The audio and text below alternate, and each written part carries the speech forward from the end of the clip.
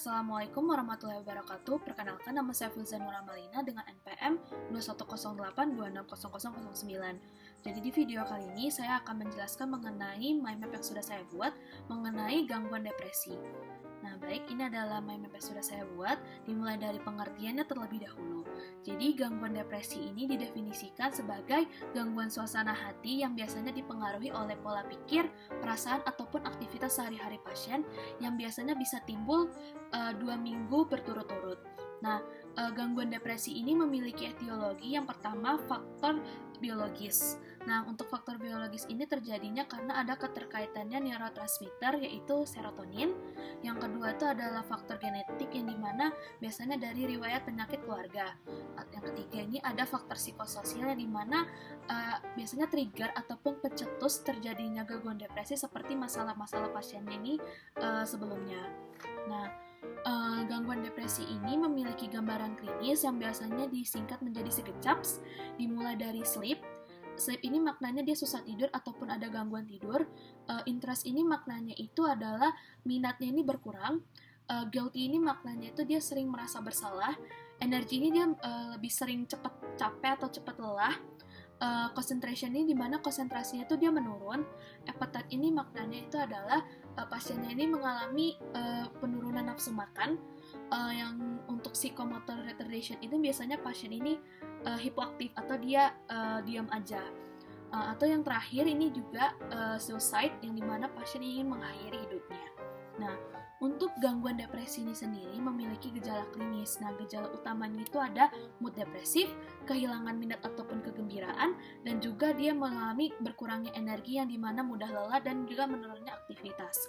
Nah, ketiga dari gejala utama ini juga diikuti dengan gejala tambahan lainnya seperti konsentrasi dan perhatiannya yang berkurang, bisa juga harga diri atau kepercayaan dirinya juga berkurang, dia sering juga merasa bersalah ataupun tidak berguna, juga dia merasa juga masa depannya ini suram dan dia merasa pesimis, terus juga ingin mengakhiri hidupnya atau bunuh diri, dan juga ada gangguan tidur dan gangguan makan juga tuh seperti penurunan nafsu makan.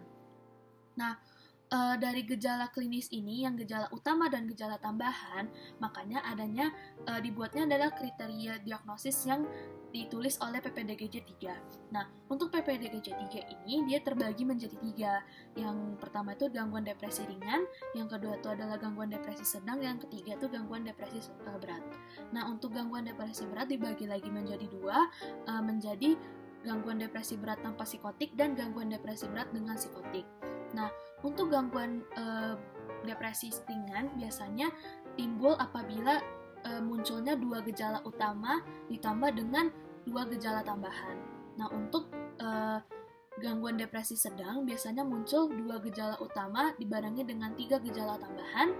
Nah, untuk yang berat biasanya tanpa psikotik biasanya munculnya itu 3 gejala utama ditambah dengan 4 gejala tambahan. Nah, untuk yang berat dengan psikotik sebenarnya sama seperti yang tanpa psikotik, cuman yang bedanya itu dia ditambahkan dengan adanya gejala-gejala psikotik seperti halusinasi, waham, ataupun super depresif, ataupun juga ilusi. Nah, dengan terdiagnosisnya si gangguan depresi ini, makanya harus dilakukannya terapi ataupun tata laksana yang lebih sesuai dengan kriteria diagnosisnya. Dimana kalau untuk kriteria diagnosis yang ringan biasanya dilakukan tata laksana seperti pemberian obat atau farmakologi ataupun juga psikoterapi. Tapi lebih seringan dilakukannya psikoterapi. Nah, kalau yang sedang itu pilih antara 2 tadi, antara farmakologi atau psikoterapi, dan yang ketiga ini pasti melakukan farmakologi. Nah, tapi kalau misalkan dengan psikotik ditambah lagi antipsikotiknya obatnya. Nah, untuk tata laksana untuk gangguan depresi yang misalkan kayak berat tapi yang tidak ada psikotiknya itu biasanya diberikan obat antidepresan. Nah, untuk antidepresan ini dia ada 2 yang direkomendasikan. Yang pertama itu SSRI atau Selective Serotonin Reuptake. Nah, biasanya ada 2 obat yang direkomendasikan yaitu sertraline 50 mg 1x1 ataupun fluoxetine 20 mg 1x1. Nah, ada juga obat lain seperti tricyclic.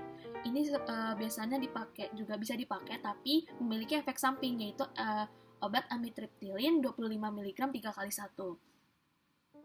Nah, dari tata laksana ini juga, dia ada fase-fasenya untuk dilakukannya tata laksana farmakologi, ada 3. Yang pertama fase akut, dan biasanya fase akut ini terjadi atau dilaksanakannya ini selama 6-8 minggu. Nah, selanjutnya dilanjutkan lagi dengan fase kontinu. Nah, kontinu ini dia berlanjut dari 4-6 bulan, dan yang terakhir itu adalah fase maintenance. Nah, fase maintenance ini lebih lama, yaitu selama 1 tahun. Demikianlah untuk presentasi saya, lebih dan kurang saya mohon maaf. Pada Allah saya mohon ampun. Wassalamualaikum warahmatullahi wabarakatuh.